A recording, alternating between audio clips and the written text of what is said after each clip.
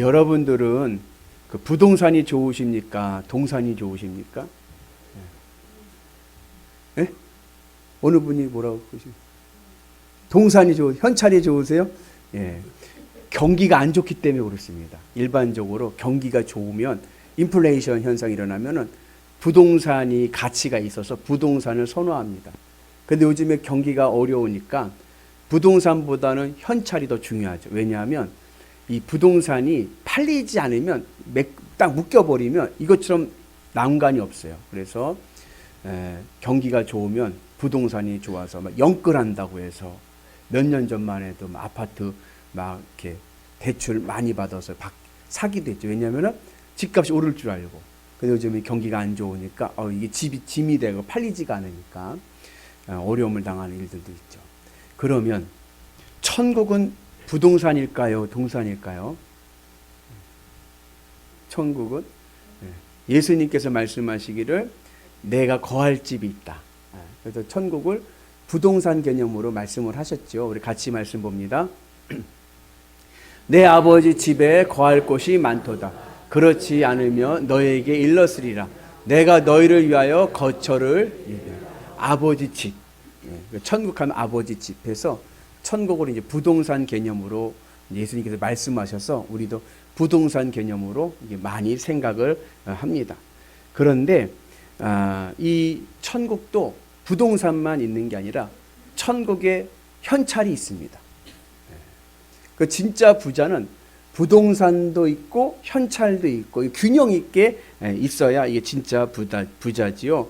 그래서 저 하나님 집, 하늘 아버지의 천국 집이 그냥 부동산으로만 있는 것이 아니라 오늘 내 삶 가운데 임하셔서 오늘 우리의 삶 가운데 천국이 현찰되는 은혜가 있기를 주의 이름으로 축복합니다. 그래서 현찰 쓰면 어때요?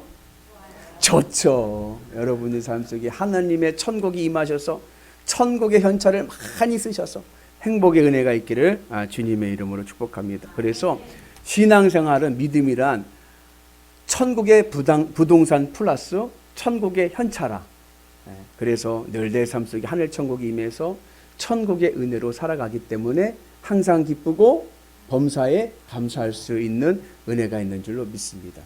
그래서 예수님을 믿으면 믿을수록 예수님을 믿을 때 빨리 믿으면 믿을수록 좋은 이유는 별로 안 좋으신가요? 어떤 분들이 목사님 자기가 경험해 보니까 예수는 언제 믿어야 되느냐? 죽기 전에 믿어야 된대. 할 거 다 하고 놀 거 다 놀고 죽기 전에 예수님 믿고 천국 가는 사람이 제일로 좋은 사람 같다 생각하시는 분은 천국의 현찰이 천국의 현찰을 경험하지 못했기 때문에 그런 거예요. 천국은 그냥 단순히 부동산만이 아니라 천국의 현찰화가 있어서 내가 예수님을 빨리 믿으면 믿을수록 복이다. 왜요? 천국을 누리며 살아가니까. 천국을 쓰면서 살아가니까 그 은혜가 있기를 축복합니다. 근데 대부분의 사람들의 신앙인들의 문제 뭐냐면 그 비유로 얘기하자면 천국을 그린벨트로 만들어 버리는 거예요. 사후벨트. 그린벨트 뭐 아시죠? 그린벨트를 딱 묶여버리면 어떻게 돼요? 쓸 수가 없어. 개발을 할 수가 없어. 그냥 묶여져 있는 거예요. 천국을 사후벨트로 만들어서 천국은 죽어서만 가는 곳이라고 생각을 하는 거예요. 천국을 내 삶 속에 임해야 되는데 누려야 되는데 사후벨트로만 생각을 하니까 죽어서만 가는 곳 이렇게 생각을 하니까 내 삶에서 천국을 누리지를 못하죠. 그래서 오늘 우리는 주님의 은 안에서 천국을 누릴 수 있는 은혜가 있기를 축복합니다. 어느 원로 목사님의 이야기인데 이분이 그 월남전에 참전하게 되었습니다. 군목으로 군대 목사님으로 이제 참전하게 됐는데 이분이 독특하게 미군과 함께 가게 된 거예요. 미군과 함께 작전을 수행하러 이제 월남전에 갔는데 이분은 군목으로 간 거예요. 군목 목사님으로. 그래서 미군 부대 안에 이제 진지에 한국인은 이분 한 분밖에 없는 거예요. 그래서 이제 군 목사님 예배인도 하고 또 이제 병사들 죽으면 또 이 장례도 치르고 이제 그런 일을 하시는 거죠. 기도도 해주고 부상당하면. 근데 하루에 3끼 밥을 먹잖아요. 근데 왜 이렇게 배가 고픈지 전쟁 중이고 그러니까 미군들은 그래도 식량이 잘 나오는데도 3끼만 먹으면 배가 고프고 그런 거예요. 근데 가만히 보니까 그 진지 안에 바 같은 데가 있는데 미군 애들은 거기 가서 이렇게 뭘 사 먹는 거예요. 뭘 먹는 거예요. 햄버거도 먹고 뭐 맥주도 한 잔씩 하고 뭐 당구장 돼서 당구도 치고 막 이러는 거예요. 근데 이 목사님은 돈이 없으니까 너 그냥 밖에서 지나가면 부러운 거예요. 야, 미군들은 참 돈도 많다. 저거를 다 이렇게 먹고 즐기는데 나는 그냥 아무것도 없으니까 그냥 새끼만 먹고 있으니까 너무 힘든 거예요. 그러다가 어느 날 너무나도 배가 고파가지고 이 군 목사님이 친한 미군한테 부탁을 한 거예요. 야, 나 햄버거 하나만 사주라. 여기 가서 햄버거 하나만 사달라고 부탁을 했습니다. 그랬더니 그 친구가 하는 말이, 야, 한 카드를 쫙 포켓에서 꺼내면서 너 이 카드 없어? 그러더래요. 어? 이 카드 있지? 또 올 때 받았지? 나 이거 들어올 때 미군 파병될 때 올 때 내가 받았지? 야, 이거만 있으면 공짜야. 근데 그걸 몰랐던 거예요. 공짜인 줄 몰랐던 거예요. 그래서 그때부터 이분이요, 그동안 못 먹었던 게 하도 억울해가지고 그냥 수시로 가서 먹는 거예요. 수시로 그냥 배 터지도록. 네. 우리가 그럴 때가 있어요. 하나님이 나에게 천국 현찰을 이만큼 쌓아주셨는데 쓰지를 않아. 그래서 그냥 배고프게 근심과 걱정과 염려 속에 살아가는 거예요.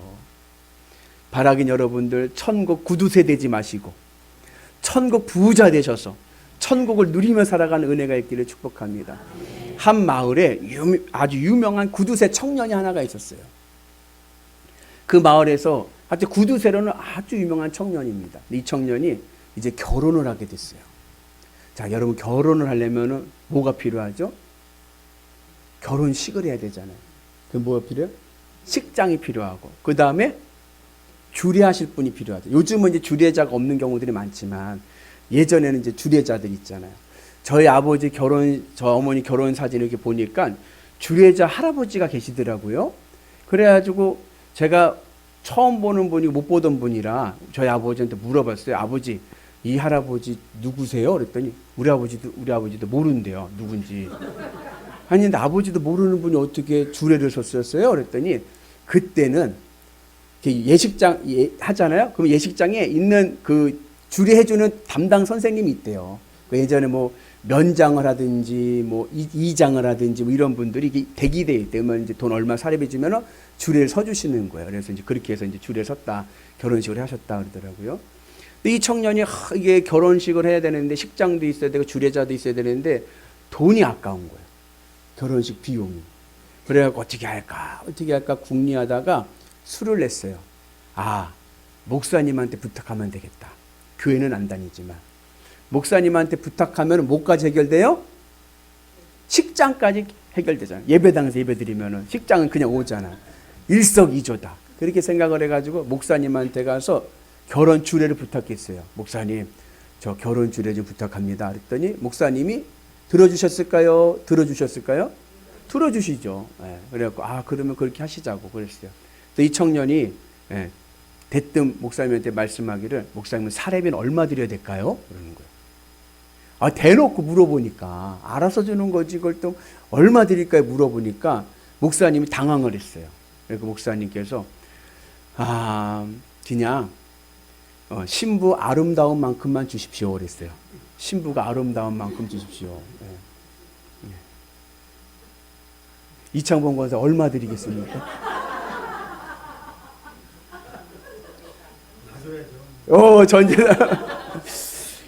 이 구두쇠 청년이 너무 기뻤어요. 그 말씀에. 신부가 아름다운 만큼 주라는 말에 너무 감사해가지고 10,000원을 드렸습니다.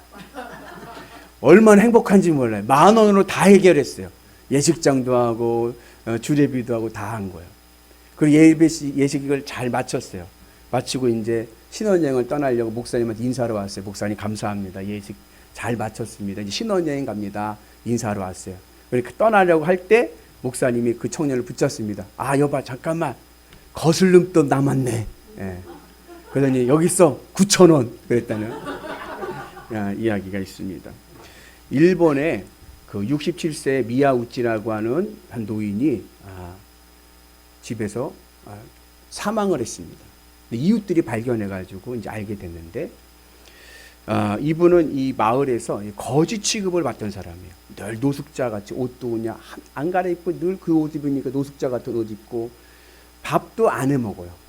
밥도 안 해 먹고 그 집에서 버린 음식물 쓰레기 있잖아요. 그걸 뒤져가지고 먹을 수 있는 것을 먹으며 살아가는 거예요. 그래서 그 노인이 돌아가셔가지고 이제 유품을 정리하는데 깜짝 놀란 게 그분의 통장에 5천만 원이나 있는 거예요. 통장에 5천만 원이나 있고, 그리고 주식을 가지고 있었는데 주식이 한 2억 원 정도 주식을 가지고 있었습니다. 그런데 집에 전기도 없고 가스도 없어. 난방이 되어 있질 않는 거예요. 수도는 연결되어 있는데 뭐 씻어야지. 안 씻으니까. 그러니까는 거의 수도세도 나오지를 않는 거예요. 그렇게 가난하게 그냥 노숙자처럼 생활하는 거예요. 그러면서 그분이 늘 하던 말이 있대요. 뭐라고 했냐면, 나는 200살까지 살 거라 절약해야 된다는 거예요. 200살까지 살아야 되니까 아껴야 된다는 거예요. 근데 정작 몇 살에 돌아가셨어요?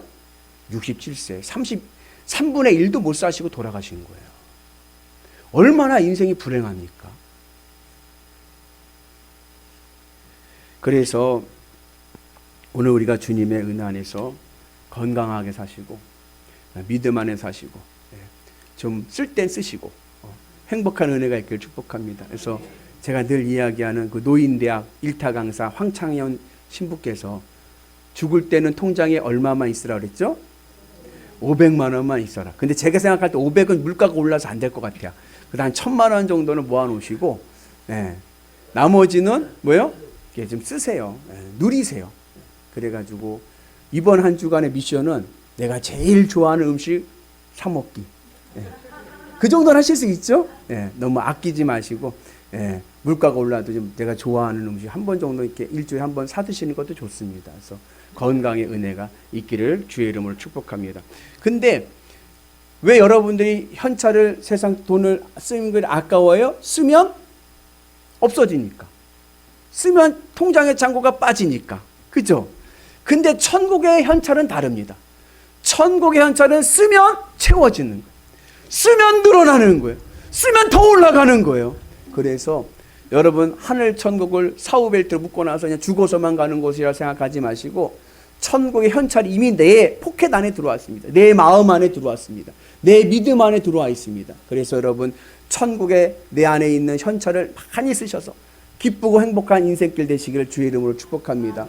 목사님, 그러면 현찰을 도대체 어떻게 쓰는 거예요? 주님의 천국의 현찰은 어떻게 쓰느냐? 주님의 십자가 생활화로 쓰는 겁니다. 나는 죽고 주는 살고, 세상 것을 사랑하던 내 마음이 주님의 십자가에서 죽어야 돼요. 그 내 마음의 기쁨의 이유가 이제는 이 세상 것이 아니라 예수 그리스도가 되어야 됩니다. 나는 죽고 주는 살고. 여러분들은 무엇이 여러분들에게 살맛 나게 하십니까? 내 인생에 살맛 나게 하는 것이 예수님이 돼야 돼요. 그 내 마음이 예수님으로 기쁘고 행복하게 되면 부활 승천하신 예수님의 동선을 따라서 내 마음이 하늘 천국으로 올라가게 됩니다. 그 몸은 이 땅에 있지만 내 마음이 하늘 천국의 주님과 함께하기 때문에 늘 기쁘고 행복한 거예요. 어떠한 형편에서도, 어떠한 환경에서도 근심 걱정 물러가고 주님이 주시는 평안과 기쁨과 은혜와 그리고 감사가 넘쳐날 줄로 믿습니다. 그래서 바라긴 여러분들의 삶이 이 천국의 현찰을 많이 가지고 계셔서 날마다 기쁘고 행복한 인생길 되시기를 주의 이름으로 축복합니다. 오늘 에스겔서 32장은 애굽의 멸망에 대한 심판 예언입니다. 우리가 에스겔서 29장부터 32장은 4장에 걸쳐서 에스겔서에서 애굽의 심판을 말씀하고 있습니다. 애굽이 심판받는 이유는 바로 왕의 교만 때문입니다. 애굽이란 나라의 교만 때문인 거예요. 애굽 왕의 교만은 뭐냐? 내가 했다요. 내가 했다. 내가 복음. 나일강? 그 내가 만들었지. 내가 했다라고 하는 이 교만함이 이 애굽의 심판의 원인이 되었습니다. 근데 오늘 말씀의 내용은 뭐냐면 그 뭐 악어도 나오고 여러 가지 내용이 나오는데 요지는 뭐냐? 이 애굽의 심판이 단순히 이 땅의 심판이 아니라 이 애굽의 심판이 사후 지옥과 연결되어 있다는 거예요. 교만을 떨다가 멸망당하는 것으로 끝나는 게 아니라 그들은 어디로 떨어져요? 수올, 지옥으로 떨어진다는 거예요. 그런데 그 지옥으로 떨어지는 그 애굽 백성들의 그 삶이 그냥 지옥으로만 끝나는 게 아니라, 죽어서 가는 지옥으로 끝나는 게 아니라 그들에게는 지옥의 현차라고 있는 거예요. 여러분, 지금 여러분들 사는 삶이 천국입니까? 지옥입니까?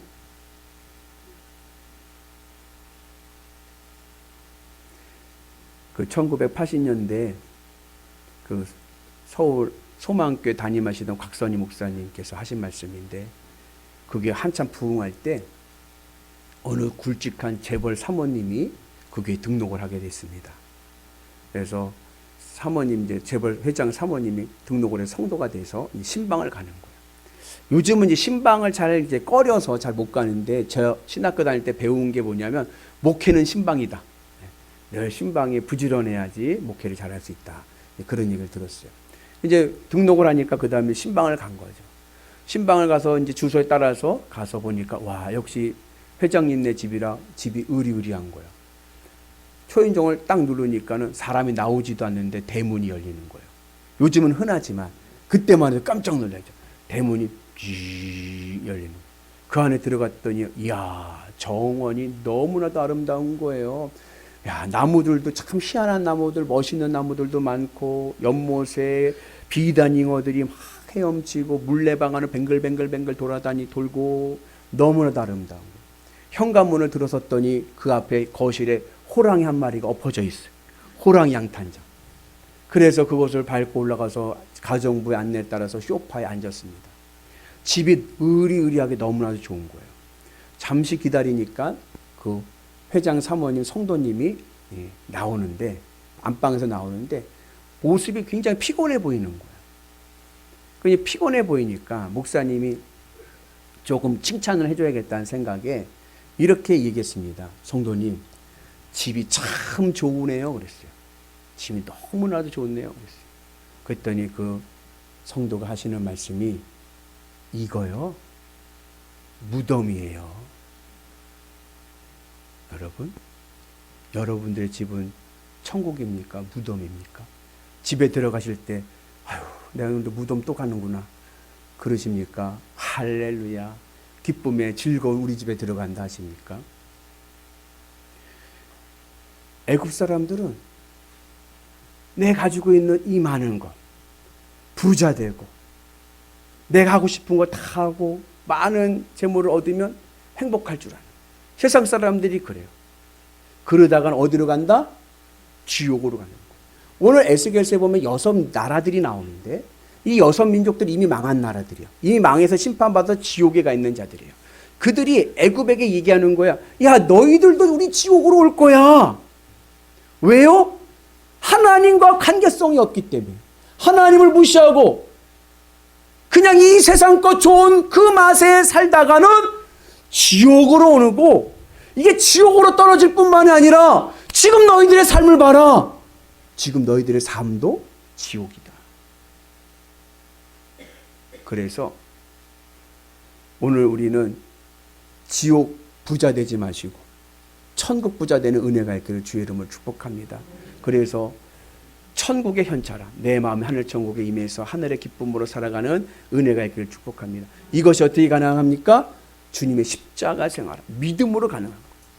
내 마음을 주님으로 채워서 주님으로 기쁘고 행복한 믿음의 상태가 될 때 하나님께서 내 삶에 천국의 은혜가 임하게 하실 줄로 믿습니다. 여러분들의 삶이, 또 여러분들의 가정이 천국 되는 은혜가 있기를 주의 이름으로 축복합니다. 이번에 이제 부흥사경회를 했어요. 그 강사 목사님이 금난교회 김정민 목사님이라는 분이 오셨는데, 금난교회는 재적 교인이 10만 명이 넘는 교회입니다. 세계에서 제일 큰 감리교회 하면은 금난교회. 근데 제가 이제 4일 동안 이분하고 같이 식사하면서 깊은 얘기는 아니지만 많은 얘기를 했어요. 이분이 굉장히 순진하시더라고. 다 얘기해. 예. 뭐 별 얘기를 다 하더라고요. 자기 해가지고 이분은 원래 신학을 생각하지도 않았고, 늦동이에요. 늦동이. 누나들이 있고 밑에 늦동인데, 예, 아버지가 서운해가지고 끌려가지고 코 깨가지고 신학교 간 거예요. 그러니까는 신학이 재미가 없죠. 그거 늘 그게 문제를 일으키고 아버지와 마찰이 되고, 그러니까 늘 아버지하고 갈등 관계. 그래서 자기는 아버지가 제일 싫었대요.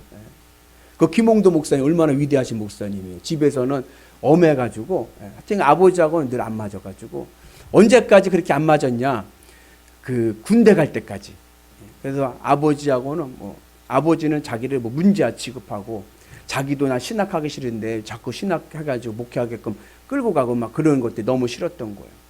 그러다가 이제 갈등이 너무 심하니까, 부자지간의 갈등이 너무 심하니까 작은 아버지가 임마누엘 김국도 목사님인데, 작은 아버지가 야, 너 해병대 가라. 그래가지고 해병대 가니까 그때 아버지가 조금 마음을 여시더래요. 이제 가서 사람 되겠지 하셨나 봐요. 그 해병대 가가지고 또 잘못 얻어맞아가지고 한쪽 귀 고막 나가고 이빨 2개 부러져, 어금니 부러지고 막 그랬다는 거예요. 그런 가운데서 이제 자기가 좀 뭔가 철이 들기 시작하는 거죠. 네, 그래가지고 그때 그렇게 맞으면서 자기 나름대로 내가 너무 건방 떨어서 이렇게 맞았구나. 하나님 날 치셨구나. 그렇게 생각을 한 거예요. 그래가지고 거기서 필사를 해가지고 성경 한 권을 필사했답니다. 그거 필사가 나오니까 아버지가 너무 기뻐하시더라고요. 이제 그러면서, 그럼에도 불구하고 계속 갈등은 있죠. 나는 목회하기 싫은데 아버지가 그냥 강권적으로 해가지고 35세 그 교회 담임 목사가 됐습니다. 10만 교인의 담임 목사가 됩니다. 그렇게 해가지고서는 16년을 목회를 한 거예요. 아버지도 이제 은퇴하셔서 돌아가시고 막 여러 가지 일들이 있었겠죠. 그러니까 건강이 안 좋더라고, 얘기 들어보니까. 근데 이분이 그렇게 해가지고서는 부흥회를 이번에 연천지역 우리 지방에 부흥회 4일을 하셨는데, 이렇게 처음으로 4일 연속으로 이렇게 정규 부흥 집회는 처음인 거예요. 그동안은 그냥 하루 나가는 건 몇 번 나갔지만 4일 이렇게 온 건 처음인 거예요. 얼마나 그 부흥회 하는데 그 교회에서 버스로 그냥 남선교회 한 번 오고 여성교회 오고 교육자 오고 장로회 오고 그러면서 계속 기도해 주고. 근데 그분이 그런 얘기를 하더라고요. 자기가 목회도 싫고 이게 너무 힘든 거, 하기 싫은 거 여러분, 하기 싫은 거 하는 게 너무 힘들지 않습니까? 그러다가 이제 교회 건물을 예전 한 20년 전에 그 당시에 돈으로 400억이 넘게 크게 줬어요, 교회를. 얼마나 컸는지 그 당시에는 견학가기도 했습니다, 목회자들이. 교회를 너무 잘 줘서. 근데 그 교회를 이제 리모델링을 하려고 한 거예요, 리모델. 작년에. 그 리모델링을 하려고 하니까는 교인들이 반대를 하는 거예요. 이 경기가 어려운데, 그리고 우리 건물 아직 쓸만한데, 이걸 왜 또 고치냐고. 리모델링을 하려고 하는데 반대들이 많은 거예요. 근데 이 목사님 말씀이 반대하는데, 반대할 사람들이 반대하면은 그냥 넘어가겠는데, 내가 믿었던 사람들까지 반대를 해버리니까 너무나도 상처가 크더라는 거예요. 이분들까지 날 이거 하는 걸 반대할까? 그걸 몰랐던 거죠. 그렇게 힘들고 어려운 가운데 기도하는데 하나님께서 그에게 말씀을 주시는데, 야, 교회 리모델링 하는 것보다 너부터 리모델링이라. 너는 리모델링 안 하고 모든 교회를 리모델링 하려고 하냐. 그러면서 그분이 깨진 거예요. 이분이 얘기해요. 자기는 작년 나이 50에 회심했다. 새롭게. 이제 그 전까지는 저희 백익교 목사님 거기 부목을 10년 있었는데, 이 담임 목사 이게 말이 많지 않은 분인데 말을 많이 하더라고, 긍정적으로. 이게 많이 바뀐 거죠. 근데 그분이 그런 말씀 하는 거예요. 교회 리모델링 하지 말고 니부터 리모델링이라. 은혜를 주시는데, 기도하는 가운데 하나님께서 하루는 이렇게 물어보시더래요. 야, 걱정하지 마. 내가 교회 부흥시켜 줄게. 너 하는 일 다 잘되게 할게. 네 자녀들 걱정하지 마. 내가 책임져 줄게. 너 엄청 유명하게 해줄게. 걱정하지 마. 네가 하는 일 다 잘되게 해줄게. 그런데 나는 너 버릴 거다. 난 너 버릴 거야. 그 말에 그 마음에 오는 음성이 목사님 거꾸러지고, 저 같으면 아멘 할렐루야 할 것 같아요. 왜? 다 잘 된다는데, 하나님 날 버렸으니 얼마나 감사해. 내 마음대로 살면 되는데. 하나님 눈치 볼 게 뭐 있어? 잘 먹고 잘 살고 내 새끼들 잘 되면 그만이지 뭐 더 바랄 게 있어요? 저 같으면 땡큐 감사합니다 할 텐데, 이 목사님은 아닌 거예요. 버리지 마세요! 버리지 마세요! 하나님 저 버리지 마세요! 다 없어도 돼요! 다 가져가셔도 돼요! 저만 버리지 말아주세요! 그러면서 이분이 회개하고 회심하게 됐다는 거예요. 여러분, 하나님이요 다 주신답니다. 걱정하지 마세요. 하고 싶은 일, 되고 싶은 일, 유명해지고 여러분 자녀들 걱정하지 마세요. 근데 하나님이 여러분들 버리실 겁니다. 그 길과 아무것도 없습니다. 가진 것도 없고 건강도 없고 자녀들은 문제투성이고 근심과 걱정 속에 있는데 근데 하나님이요 나와 함께 하시겠대요. 어느 길을 가시겠습니까? 어느 길을 가시겠습니까? 천국에 현찰이 있는 분들은 두 번째 길을 갑니다. 없어도 괜찮아요. 나는 주님으로 기쁘니까 주님 나와 함께 하시면 난 그것으로 감사합니다. 하나님 저를 버리지만 말아주세요. 그 믿음으로 갈 때 여러분들이 믿음의 부자 될 줄로 믿습니다. 믿음의 재벌 될 줄로 믿습니다. 그러면 하나님께서 여러분들의 삶을 책임져 주시고 복의 복을 더하여 주실 줄로 믿습니다. 천국 부자 됩시다. 믿음의 재벌 됩시다. 하늘의 은혜 가운데 임하셔서 늘 주님이 주시는 그 은혜 가운데 주님으로 기뻐하고 주님 한 분만으로 나는 만족합니다. 그 믿음으로 살아가게 되면 우리의 모든 삶이 하나님의 은혜 안에서 천국의 은혜가 가득한 기쁨의 삶이 될 줄로 믿습니다. 그 은혜가 오늘 우리 가운데 임하시기를 주의 이름으로 축복합니다.